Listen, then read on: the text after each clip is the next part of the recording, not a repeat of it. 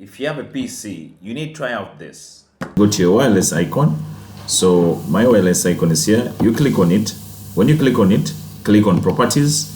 When you click on properties, it's going to load this interface. You click on this home icon. So when I click on the home icon, it's going to display this. And then here, I'm going to click on network and internet. So when I click on network and internet, as you're seeing, it's going to display this interface. So under here, I'm going to click on change adapter options.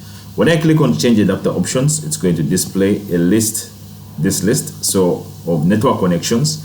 I'm going to click on the Wi-Fi I'm connected to. So I'm going to click on it. So when I click on it, it's going to display this interface. You double click. Then here, I'm going to click on wireless properties.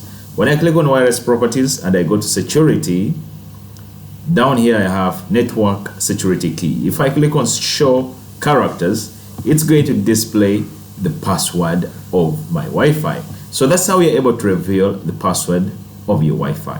Thank you.